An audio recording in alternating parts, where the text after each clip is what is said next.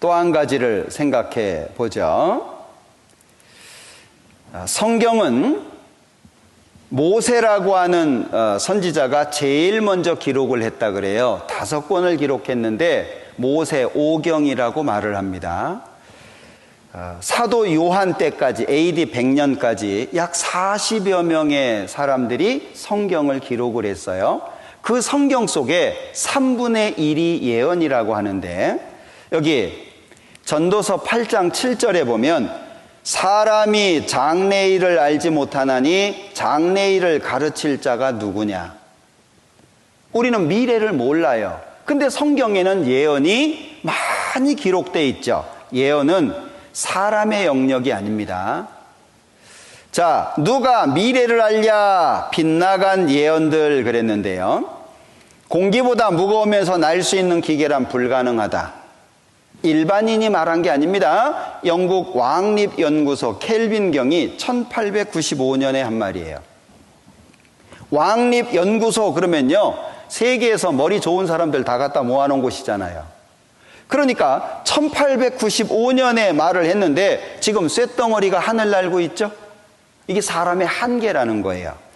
발명할 것은 이미 다 발명해 더 이상 나올 것이 없다. 미국 특허청장이 한 말인데 지금 발명 얼마나 많이 되고 있습니까?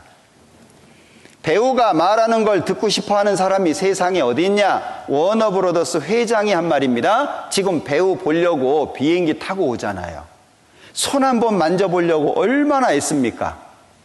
자, 두뇌와 몸속의 장기들은 인간이 탐구할 수 없고 외과적인 수술도 불가능하다. 1873년에 박사가 한 말이에요. 근데 지금 어때요? 뇌 수술도 하죠? 640kB는 누구에게나 충분한 기억 용량이다. 빌 게이츠가 말했습니다. 근데 지금 어때요? 예전에는 제가 처음 노트북을 썼던 것이 이 하드 용량이 2기가였어요. 2기가.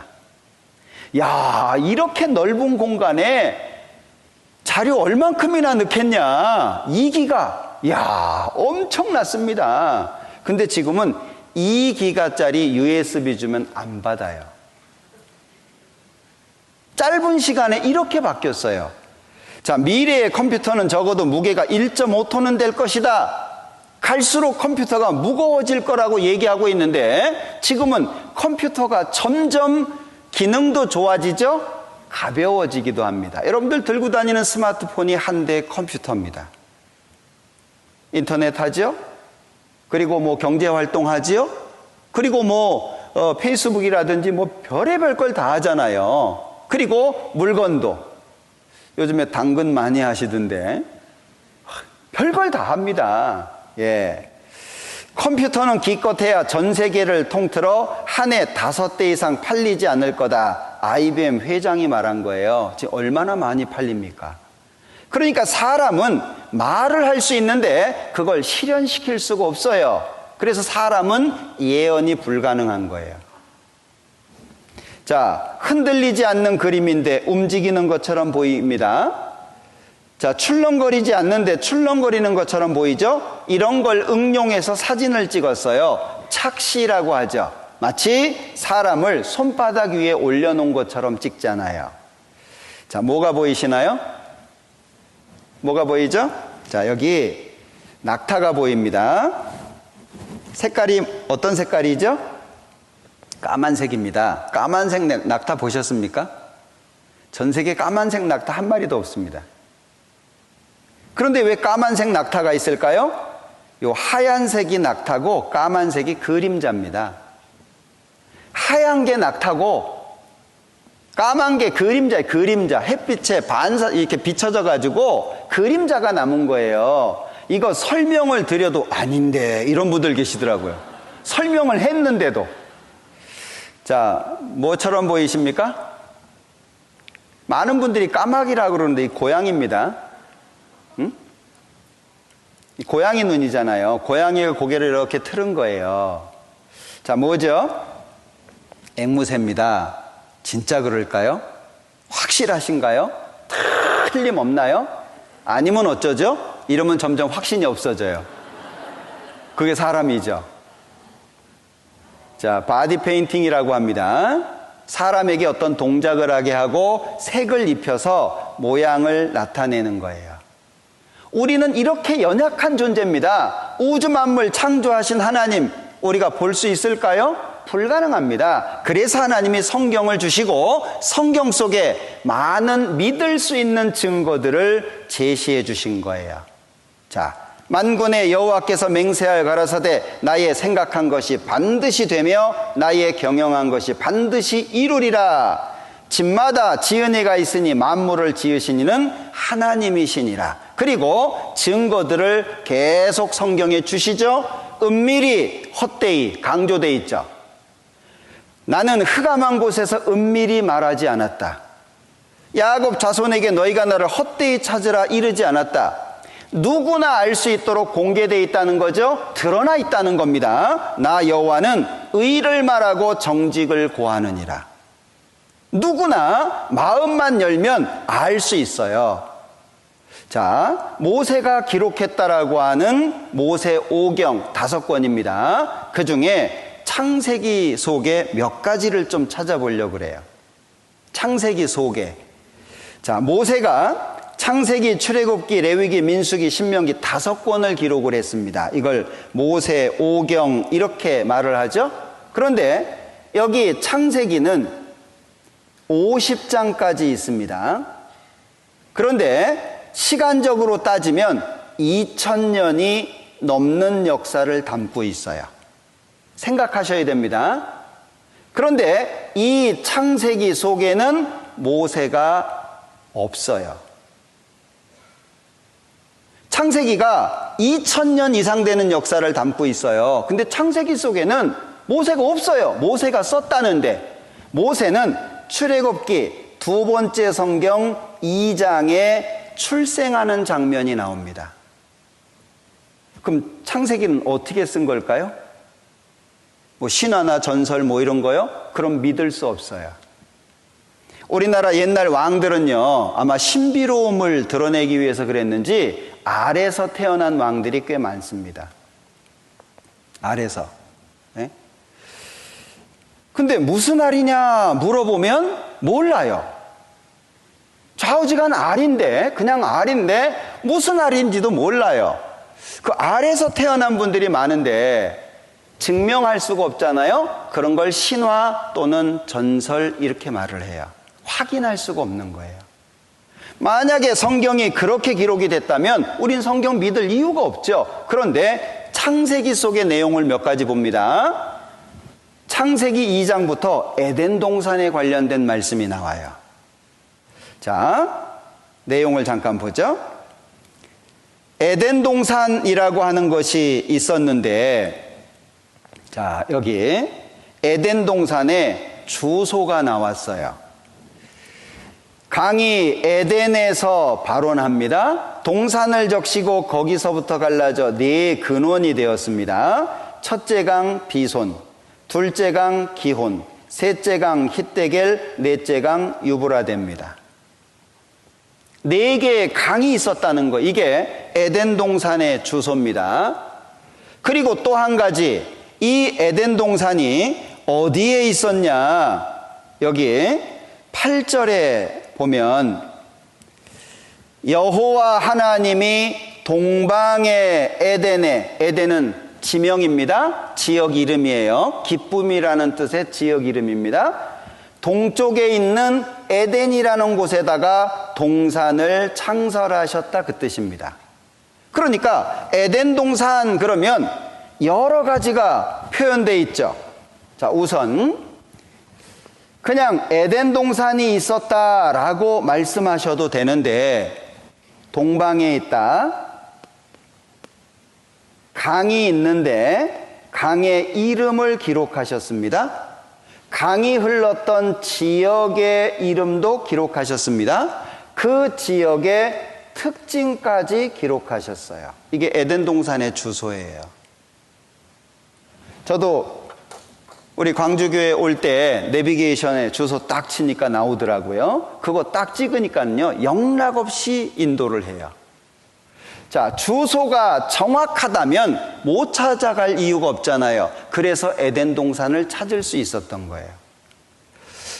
자, 이 내용을 좀 보면 이 에덴 동산이, 그 화려했던 에덴 동산이 땅속으로 들어가 버렸다라고 하는 기록이 에스겔 31장에 나옵니다.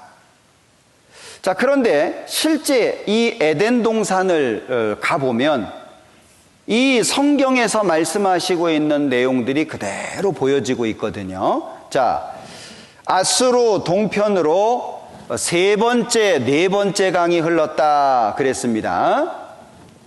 여기 아수르가 지금의 이라크입니다. 여기 왼쪽에 지중해, 오른쪽 하단에 페르시아만이 있죠. 왼쪽에 지중해, 요 오른쪽 하단에 페르시아만, 중간에 이라크입니다. 옛날 아수르가 지금 이라크입니다. 큰 강 두 개가 흐르는데 티그리스, 유프라테스. 성경에 나온 이름하고는 좀 다르죠? 성경은 이스라엘 사람 말로 표현된 겁니다. 여기 지도는 영어식으로 표현이 된 거예요. 똑같은 겁니다. 그러니까 히데겔 유브라데인데 여기 세 번째, 네 번째 강에 대해서 설명을 하고 있죠? 자, 여기 세 번째 강, 네 번째 강에 대해 설명하고 있는데 세 번째 티그리스, 네 번째 유프라테스. 영어식으로 표현이 된 거죠. 자, 에덴 동산의 강을 발견했다 그랬는데 이 전 나사 과학자 위성 사진 분석을 통해 확인했다고 주장을 한 겁니다. 티그리스와 유프라테스는 현재에도 실존하고 사라진 강 비손과 기혼, 첨단 과학이 찾아냈다라고 여기 말하고 있는데, 자, 이런 겁니다. 자, 여기죠. 세 번째 강, 네 번째 강, 첫 번째 강, 두 번째 강을 다 찾았다라고 하는 거예요. 그래서 에덴 동산이 어디냐? 에덴 동산은 지금의 페르시아만. 놀라운 것은 고고학이라고 하는 이름이 아무데나 붙지 않습니다. 불경 고고학 없습니다. 이슬람 고고학 없습니다. 유교 고고학 들어보셨어요? 없어요. 유일하게 성서 고고학이 있습니다. 고고학이라고 하는 학문은 정확한 근거를 바탕으로 해서 규명하는 거예요. 그러니까 여기에서 에덴 동산은 지금의 페르시아만, 이런 표현은 고고학에서는 확실할 때만 쓰는 거예요. 만약에 확실하지 않다 그러면 어떻게 할까요?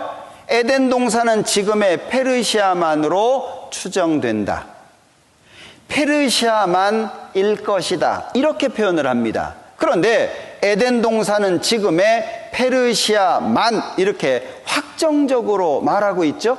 이거는 정확한 근거가 있다라고 하는 걸 말하는 거예요. 미국의 미시시피 대학교 조사단이 잃어버린 강 비손 흔적도 발견합니다. 자, 성서 고고학, 성경에만 붙는 이름입니다. 에덴 동산은 메소포타미아에 있었다. 수천 년이라는 긴 세월 동안 세계의 많은 사람들에게 계속해서 읽혀져 온 성서, 에덴 동산에서의 아담과 이브의 이야기, 노아의 방주, 바벨탑, 소돔과 고모라의 멸망, 모세의 출애굽, 구약 성서에 나오는 신과 인간들에 관한 이야기는 신앙의 성서인 동시에 뭐라고 말하고 있죠? 역사적 사실의 반영이라는 것이 밝혀지고 있다. 성서에 숨어있는 다양한 사실들을 소개한다. 지금은 얼만큼 사실일까? 이게 관심이에요. 옛날에는 성경 가짜다 이랬거든요. 자, 인류 4대 문명입니다. 그런데 제일 먼저가 메소포타미아입니다. 여기서부터 시작이 된 겁니다. 그래서 흩어진 거예요. 자, 그런데 사하라는 녹색 초원이었다. 지금은 사막인데 이 사막이 아니었었다는 증거들이 굉장히 많이 나와요. 그 중에 하나가 벽화거든요. 벽화인데 사막의 배라는 제목의 벽화도 있습니다. 배 위에서 동물을 사냥하는 그림인데요. 또는 물소를 수렵하는 장면, 소와 말을 방목하는 그림도 있고 하마 그림도 나옵니다. 그런데 하마가 한 마리가 하루에 200kg의 풀을 먹습니다. 그럼 하마가 있으려면 풀이 엄청 많아야 된다는 얘기죠. 근데 지금은 사막이에요.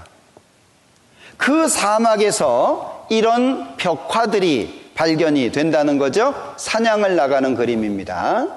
이게 사막의 배예요. 배가 그려져 있고 활을 당기고 있죠. 사냥감이 있다는 거예요. 배가 있으니까 물이 있다는 얘기죠. 강변에 두 사람이 있습니다. 자, 많은 동물들의 그림들이 그려져 있어요. 자, 이거는 앞부분이 희미해서 지워졌어요. 지워져서 희미해졌죠? 뒷부분만 보여도 뭔지 아시겠죠? 예, 엉덩이가 하도 크니까 코끼리다 이거 알잖아요. 타조가 뒤따라갑니다. 기린의 떼가 있어요. 자, 이거 상상해서 그렸을까요? 보고 그렸을까요? 우리는 사실 보고도 이렇게 못 그리잖아요. 이건 상상해서 그린 그림이 아니에요. 그러니까 이 당시에 이 지역이 사막이 아니었다는 걸 알 수 있죠. 짐승들을 키우는 그림이고 돌에도 새겨져 있는데요. 정확하게 어떤 동물인지 알 수 있어요. 자, 바위에 새겨져 있는 기린입니다. 비율을 봐보셔요. 정확하잖아요. 자, 희미합니다. 복원을 했더니 우마차에 곡식단지를 걸고 있어요. 이게 사막인데 특히 사막에서 토기들이 발견이 됩니다. 사막에는 진흙이 없습니다. 근데 웬 사막에서 이런 토기들이 발견이 되냐? 그리고 또 한 가지, 자, 이 페르시아 마니온 석유, 원유가 매장이 되어 있는데 전 세계에서 가장 많이 매장이 되어 있습니다. 그런데 이게 이제 교과서 내용인데요. 예전에 청세기 석유 이동 경로입니다. 석유가 생기기 위해서는 뭐가 필요하냐? 석유의 원료는 생물의 사체입니다. 많은 동물들이 땅 속에 묻혀야 됩니다. 밑에서는 열을 받습니다. 그게 짜져서 나오는 거예요. 마치 이 깨 같은 것을 막 들들들 볶다가 기름을 짜듯이 이 원유가 그런 겁니다. 그걸 끄집어내서 쓰는 거예요. 꽤 오래된 자료입니다만은 지역별 원유 매장량이 중동 페르시아만이 월등하잖아요. 다른 지역하고 비교가 안 돼요. 왜 그럴까요? 그럴 만한 이유가 있어야 되잖아요. 성경은 그 에덴 동산이 땅 속에 들어갔다고 기록하고 있는 거예요. 그러니까 뭔가 모르면 성경 보면 답이 나오도록 돼 있습니다. 그리고 중동 지역을 가보면 특징적으로 많이 보여지는 것들이 나무 화석입니다. 이게 나무 화석들입니다. 이게 규화목이라고 하는 나이테까지 정확하게 있는데 돌처럼 무거워요. 못 들어요. 너무 무거워져서. 자, 이런 걸 흔히 볼 수 있는데 20m 이상 되는 것들도 흔히 볼 수 있습니다. 그럼 뭐죠? 이 지역이 지금은 사막이지만 과거는 그렇지 않았다는 것을 알 수 있잖아요. 성경에는 땅 속에 들어갔다 이렇게 기록되어 있습니다. 성경을 보고 드러난 증거를 보면 정확하게 일치하고 있어요. 그러니까 우리가 하나하나를 확인하면서 우리의 마음을 하나님 쪽으로 맞추는 게 필요한 거예요. 제가 굉장히 중요한 걸 하나 깨달았어요. 제가 이 면 종류를 되게 좋아하는데 몸을 보니까 그럴 것 같죠? 어느 날 집에 갔더니 집사람이 국수를 했어요. 저희 집은 국수를 하면 보통 한 사람이 3그릇은 먹어야 돼요. 네? 너무 좋아가지고 야 오늘 국수 했네. 근데 제가 그 당시엔 좀 짜게 먹었습니다. 숟가락으로 간장을 2스푼을 퍼가지고 넣었더니 하는 말이 왜 이렇게 짜게 먹냐? 그래서 제가 아니 나는 원래 짜게 먹잖아. 그때까지만 해도 괜찮았어요. 그런데 이제 집사람이 짜게 먹으면 건강에 안 좋다니까요? 요의 빈정이 확 상했어요. 괜찮았는데 그 요의 빈정이 확 상해가지고요, 안 먹어 그랬어요. 참, 안 먹어가 대수인지, 에? 안 먹어 그랬어요. 그럼 평상시에는요, 막 옆에서 그러지 말고 먹어라, 뭘 또 애처럼 그러냐, 이렇게 달래서 먹게 하거든요. 아이, 그날따라 그냥 빼는 거예요. 안 드실래요? 그럼 말지요. 빼는 거예요. 이걸 다시 달라고 할 수도 없고. 참, 때마침 저희 둘째가 들어왔어요.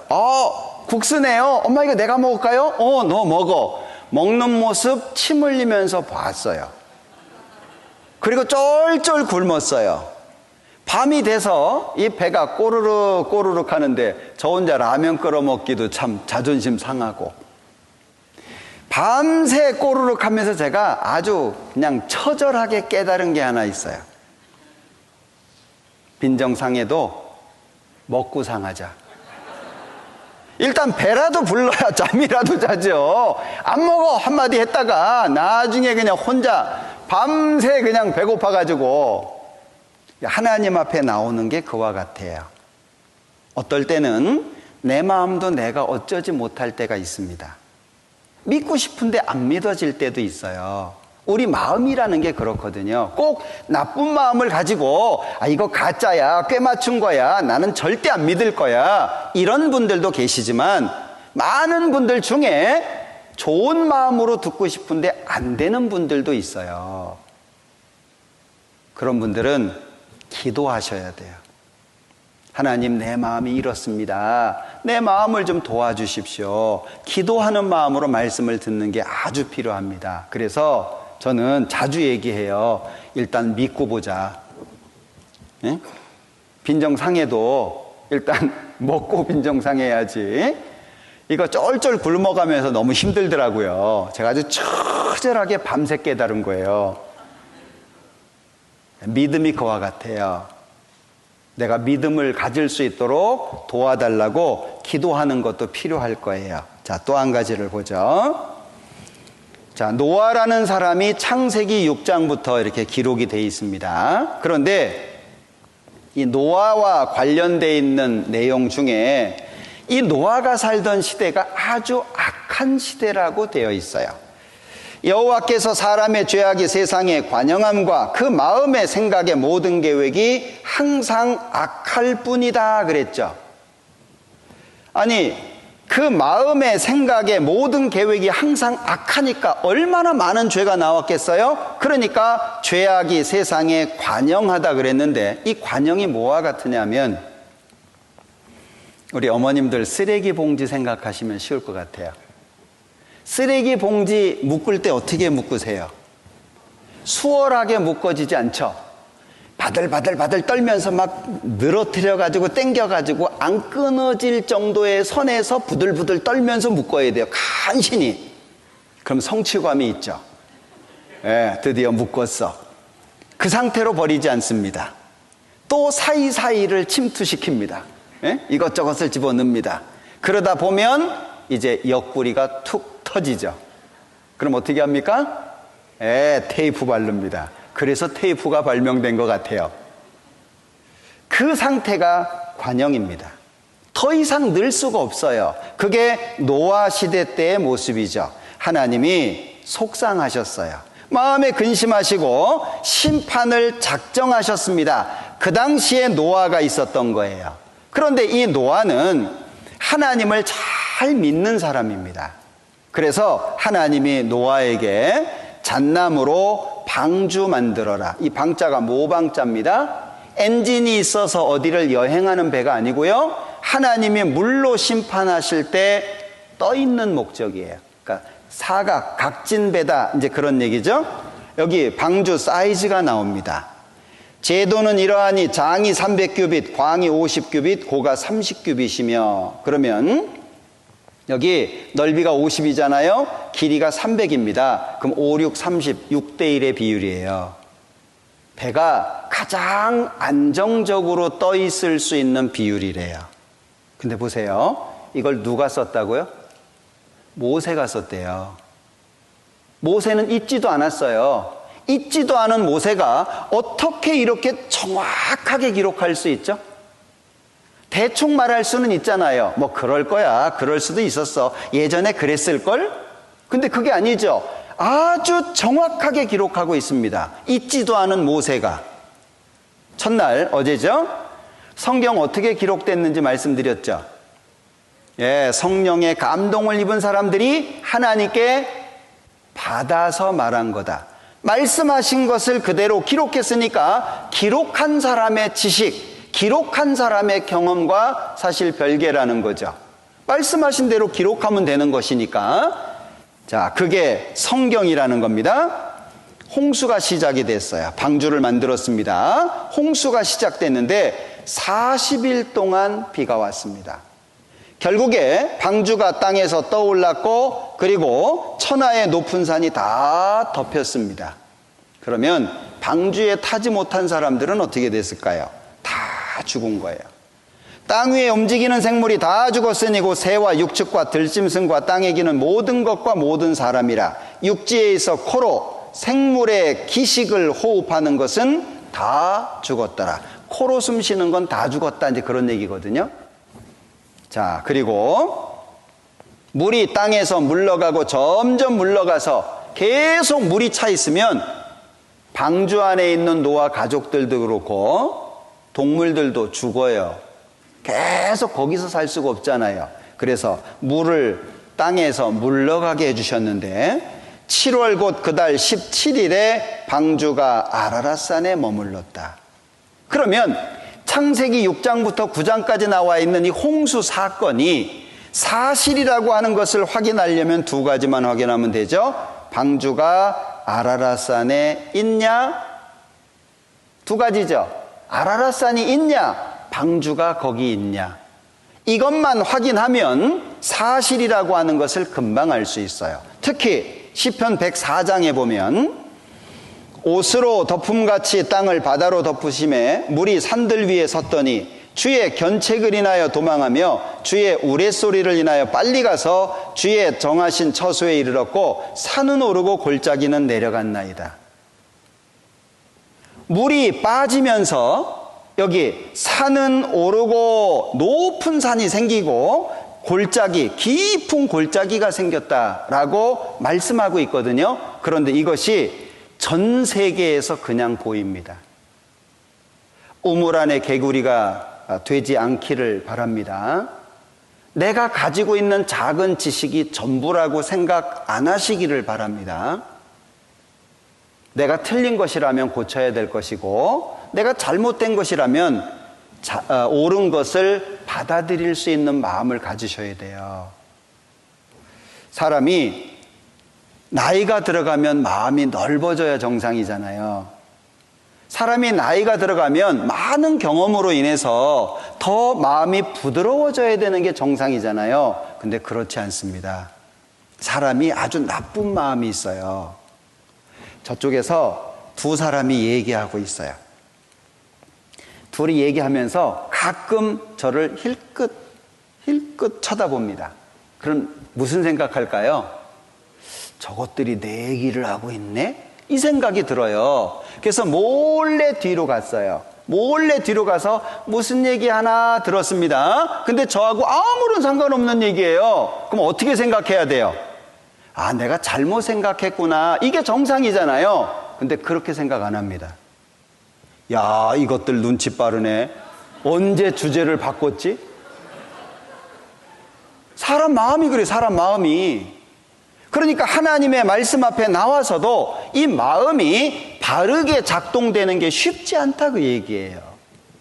어떤 분은 막 이런 집회를 100번 들었다 그러고 뭐 수없이 들었다 그러고 뭐 하도 들어가지고 그 다음에 목사님이 어디 찾을지 자기가 미리 찾아놓는다잖아요. 그 옆 사람 찔러요. 여기 찾을 거라고. 그리고 찾으면 뿌듯해가지고 내가 맞췄지. 근데 안 믿어지는 거예요.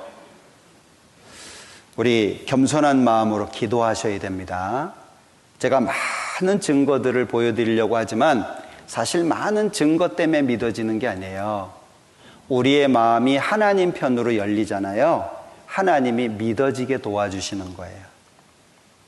그러니까 내가 정말 하나님을 발견하고 바른 믿음을 갖고 싶으면 하나님께 기도하는 게 필요해요. 하나님, 솔직히 하나님이 계신지 안 계신지 잘 모르겠습니다. 그러나 제가 성경을 배우고 있는데 하나님이 정말 계시다면 믿을 수 있도록 도와주십시오. 솔직하게. 뭐 안 믿어지는데 뭐 믿은 것처럼 할 필요는 없잖아요. 내 마음이 나쁜데 좋은 척 할 필요 없잖아요. 하나님 지금 내 마음이 나쁩니다. 오늘 말씀 듣고 때려치려고 생각하고 있습니다. 그런데 하나님이 자꾸 있대요. 이 말씀 안 들으면 다음 집회 때 또 끌려올 거예요. 아마도 역사가 존재하는 한 나는 매일같이 끌려올 텐데 이런 마음으로 늘 있기 어렵습니다. 정말 계시다면 믿을 수 있도록 도와주십시오. 그렇게 기도하는 것이 현명한 겁니다. 그리고 말씀을 들으면 말씀이 쉬워져요. 아주 쉬워집니다. 자, 여기 여러 가지 증거를 몇 가지 볼게요. 자, 지금 이 아라랏산이 어디 있냐면요, 여기가 지중해고 그 위에가 터키인데 터키 동쪽 국경선 근처에 아라랏산이 있습니다. 5,000m가 넘습니다. 이 산입니다. 큰 아라랏산, 작은 아라랏산, 쌍둥이 산인데 워낙 높아서 이 하얀 건 만년설입니다. 항상 눈으로 덮여 있어요. 큰 아라랏산, 작은 아라랏산입니다. 이 노아 방주와 관련된 많은 책자들이 있는데 불행하게도 우리나라에는 많이 소개가 안 돼 있어요. 자, 노아의 방주 묻힌 곳 해발 5,165m 관광객이 붐빈다 그랬죠. 노아의 방주 아라랏 산정 얼음 속에 있다. 나사 인공위성 사진 분석이 발단. 이 사람은 갔다 왔습니다. 방주를 1m 50 크기로 잘라왔습니다. 그걸 3조각을 내서 3곳의 연구소에 의뢰를 했어요. 노아 시대의 방주라고 하는 것이 밝혀졌습니다. 많습니다. 노아의 방주, 터키 아라랏 산서 찾았다. 구약 성서에 나오는 것과 모양 크기가 같고 노아의 방주는 실제로 있었다. 우주 비행사였던 제임스 오웬 기억하시죠?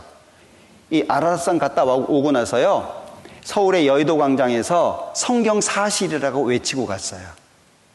사실이라고 하는 증거가 없는 게 아니고 안 믿으려고 하는 거예요. 성경이 사실이라고 하는 것을 증거하지 못하는 것이 아니고 그걸 거부하려고 해서 마음속에 들어오지 못하는 겁니다. 노아의 방주는 사실이었다. 이걸 실험까지 했어요.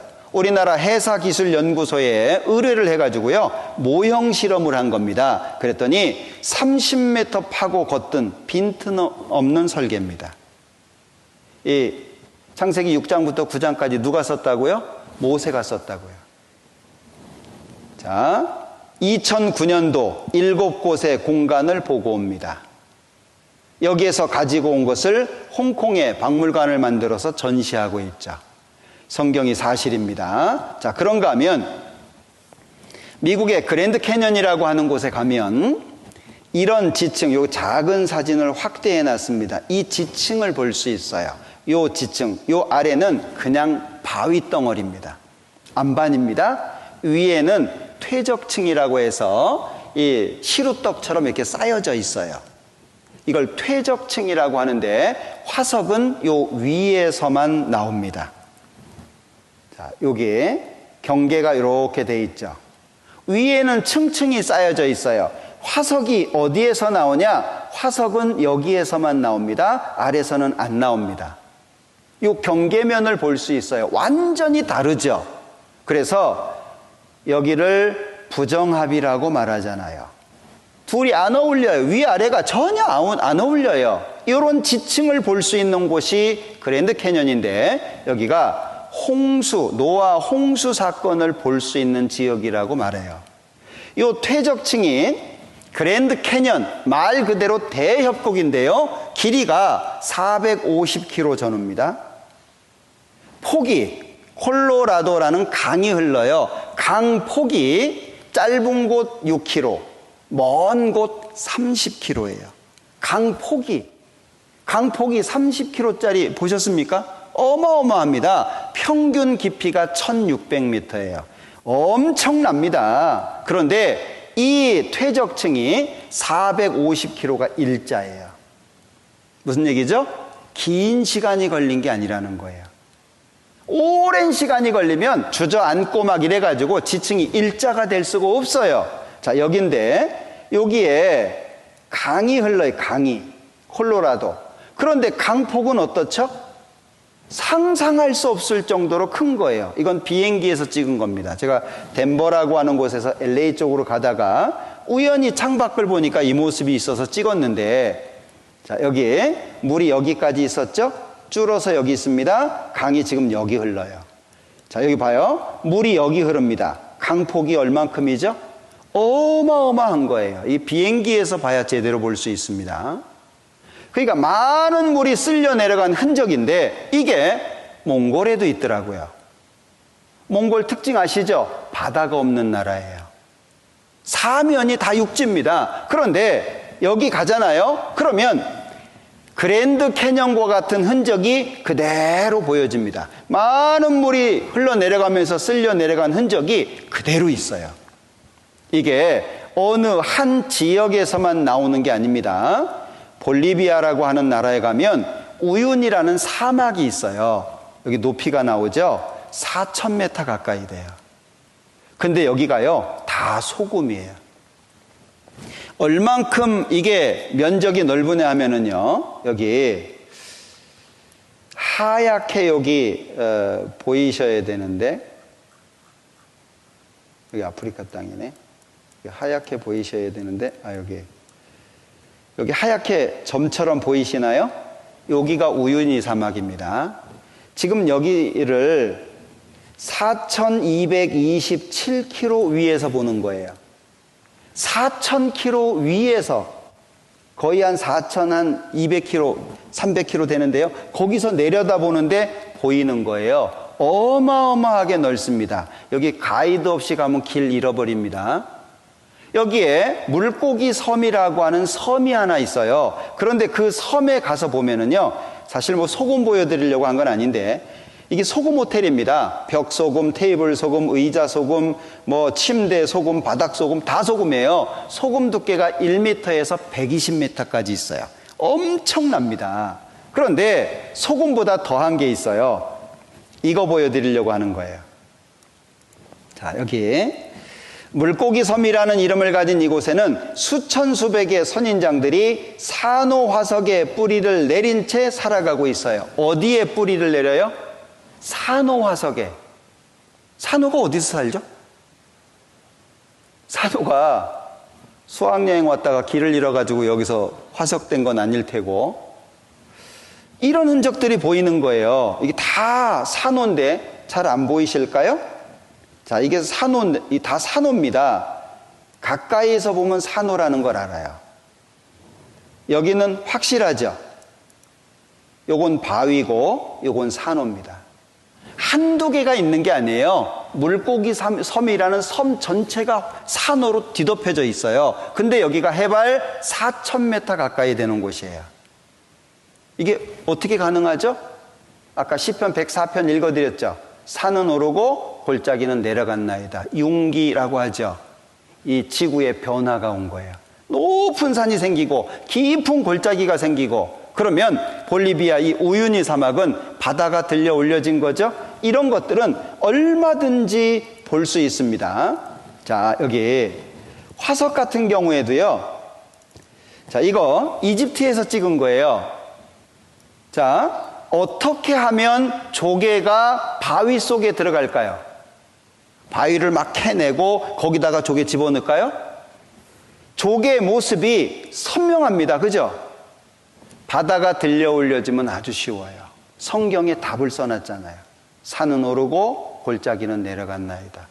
성경에 말씀하신 그대로 지금 우리 눈에 드러나고 있다라고 하는 것을 기억하셔야 돼요. 자, 홍수 심판을 통해서 교훈하시는 것이 있어요. 왜 노아 홍수를 창세기 6장부터 9장까지 그렇게 길게 기록을 했냐? 홍수 있었다라고 말하면 되는데, 이 노아 홍수는요, 누가복음 17장에 노아의 때에 된 것과 같이 인자의 때에도 그러하리라. 노아 시대하고 예수님 때하고 같다는 거죠. 노아가 방주에 들어가던 날까지 사람들이 먹고 마시고 장가들고 시집가더니 홍수가 나서 저희를 다 멸했던 것처럼 예수님이 재림하신다는 이야기도 듣고 성경이 사실이라는 증거를 듣는데도 준비 안 한다 그 얘기예요. 자, 여기 먹는 거 죄인가요? 마시는 거, 장가들고 시집가는 거 죄인가요? 그렇지 않습니다. 온통 먹고 마시고 장가들고 시집가는 것, 육신적인 것을 위해서만 살고 고개를 들어서 그 이상을 안 봤다 그 얘기예요. 어제 말씀드렸잖아요. 자기를 위하여 준비 많이 했죠. 하나님께 대하여 부여치 못했죠. 사람은 두 가지를 준비해야 되는데 육신만을 위해서 준비한 사람의 모습, 결국이 홍수 때 심판받은 사람들과 같다는 걸 교훈하는 거예요. 그리고 베드로 후서에 보면 이로 말미암아 그때 세상은 물에 넘침으로 멸망하였으되 이제 하늘과 땅은 그 동일한 말씀으로 불사르기 위하여 간수하신 바 되어 경건치 아니한 사람들의 심판과 멸망의 날까지 보존하여 두신 것이니라. 노아 시대 때에는 물로 심판했지만 마지막 때에는 불로 심판할 것이다 라고 하는 걸 경고하신다는 거예요. 왜 이렇죠? 겁주는 게 아닙니다. 준비하라는 거예요. 준비할 시간을 충분히 주십니다. 나중에 하나님 앞에서 준비할 시간 없었습니다 라고 말할 수 있는 사람 아무도 없어요. 하나님이 충분히 주시거든요. 자, 그리고 창세기 11장에 바벨탑에 관한 이야기가 나옵니다.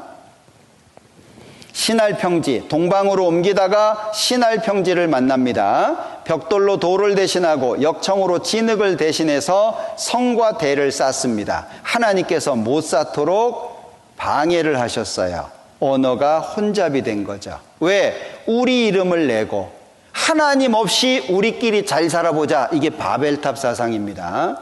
그래서 하나님께서 이 바벨탑을 쌓지 못하도록 하셨는데 바벨탑을 쌓았던 자리가 찾아졌어요. 신할평지입니다.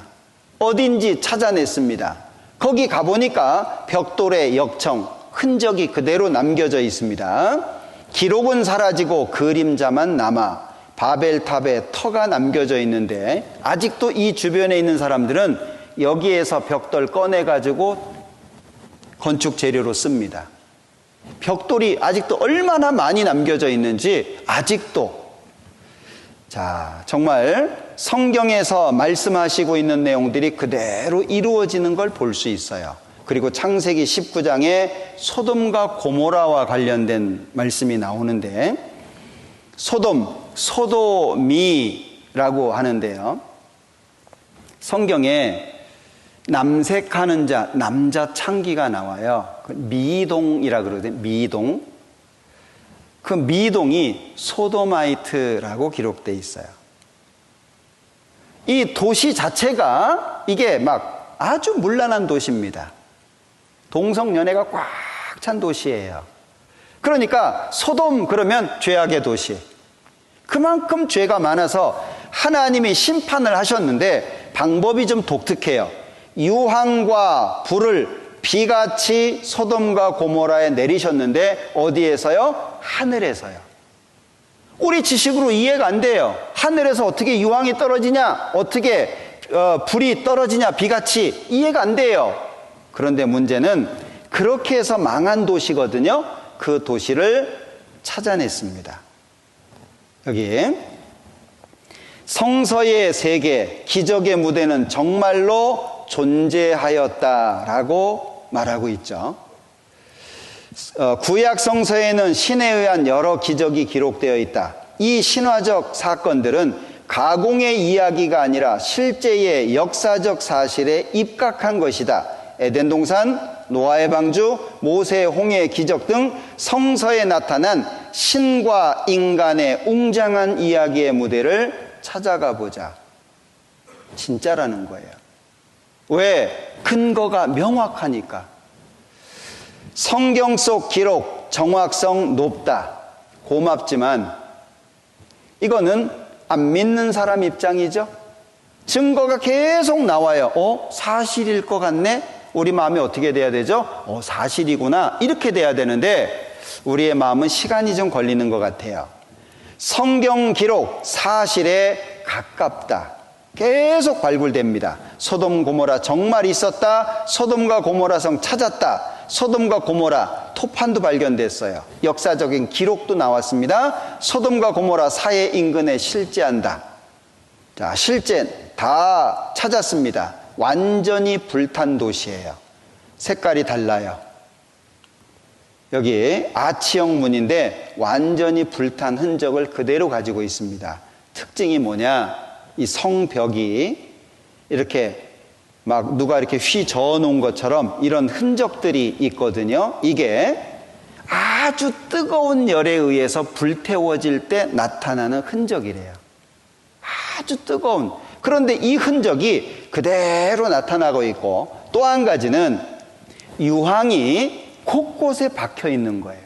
바닥에도 박혀 있고 벽에도 박혀 있고 수많은 유황들이 박혀 있는데 그걸 채취해다가 조사를 한 겁니다. 자, 유황이죠. 고모라에서 채취한 거 자연 상태에서 얻은 겁니다. 그랬더니 98.4라고 하는 순도가 나왔어요. 아주 독특하죠. 불을 붙여도 불이 붙습니다. 소돔과 고모라성 그대로 찾았습니다. 여기 전문가와 같이 갔습니다. 성경 속 소돔과 고모라의 이야기에 언급된 모든 것들, 천연자원, 지질학 정보, 지형, 모든 게 별로 안 변했어요. 거기 환경이 그렇다는 거죠.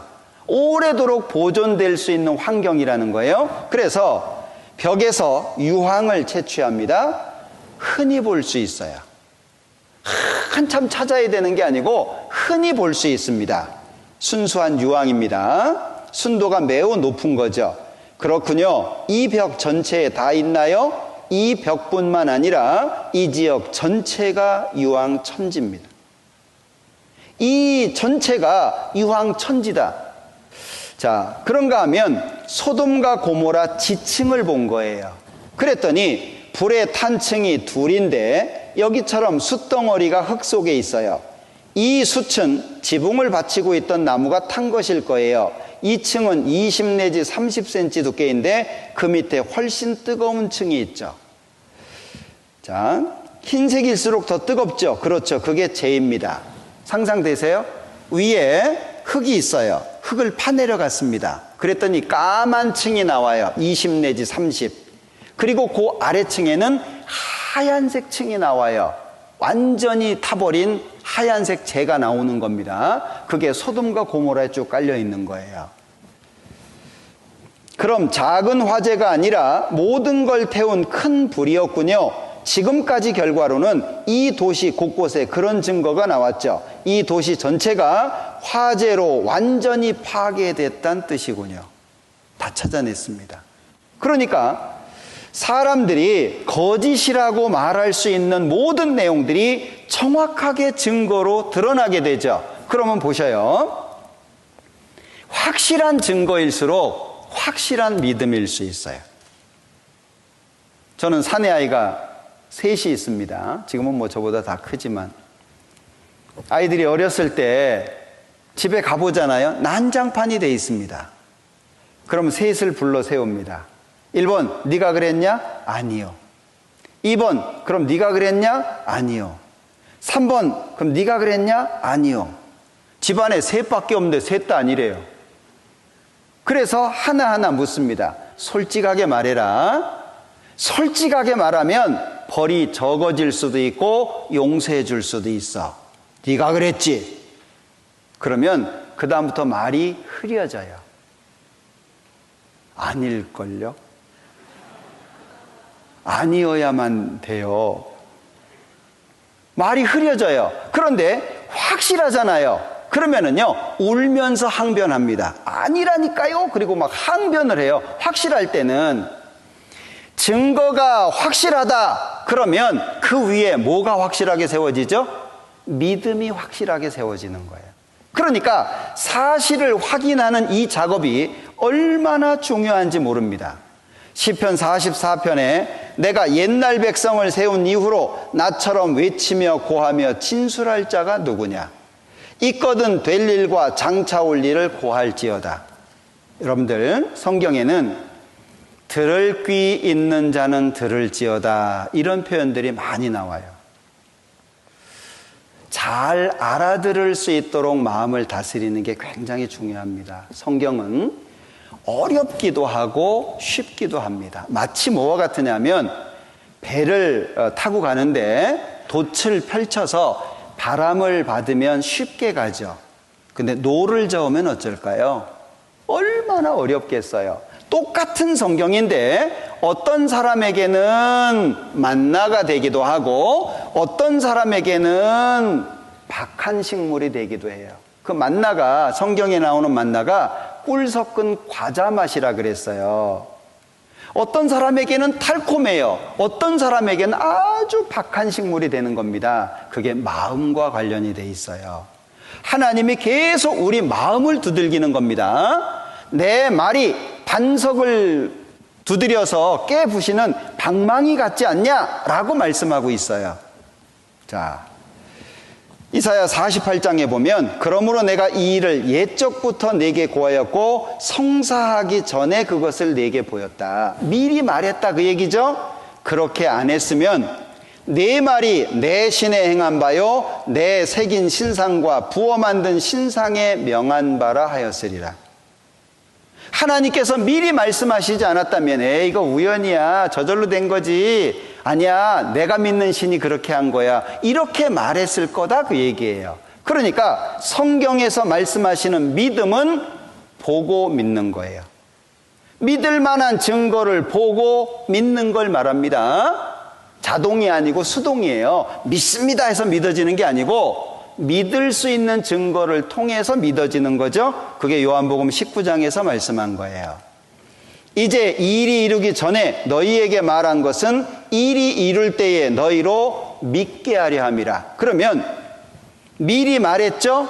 그대로 이루어졌어요. 그 다음에 믿는 거죠. 믿음이 나중에 있다는 거예요. 우린 뭐 해야 되죠? 하나님의 말씀이 사실이라고 하는 것을 계속 확인하는 것이 필요한 겁니다. 여러분들 마음속에 한번 생각해 보세요. 성경에서는 이렇게 말씀합니다. 거짓 증인은 패망하려니와 확실한 증인의 말은 힘이 있다. 확실한 증인의 말은 힘이 있어요. 그런데 거짓 증인은 망할 수밖에 없죠. 진실된 입술은 보존됩니다. 진리라고 하는 것 자체가요, 간단하게 말하면 진은 참이고 리는 이치잖아요. 그러면 진리, 이렇게 말하는 것은 쉽게 얘기하면 참말이다, 그 얘기예요. 맞는 말이다, 그 얘기입니다. 진리라고 하는 것이 조건이 있죠. 반드시 객관적이어야 돼요. 주관적이면 안 돼요. 우리끼리 내가 아는 거니까 진리야, 내가 말하는 거니까 진리야, 그건 틀린 겁니다. 그리고 또 한 가지는 보편성을 갖고 있어야 됩니다. 우리끼리 아는 것이니까 진리야, 그건 틀린 거예요. 누구나 인정할 수 있어야 돼요. 그리고 가장 중요한 것이 근거가 있어야 돼요. 타당성이 있어야죠. 근거가 있어야 돼요. 자, 이래야 진리라고 말할 수 있는데 하나님의 말씀을 진리라고 표현합니다. 아버지의 말씀은 진리입니다 라고 고백하고 있거든요. 그럼 하나님의 말씀이 진리가 되려면 이런 조건이 충족되어 있다는 거죠.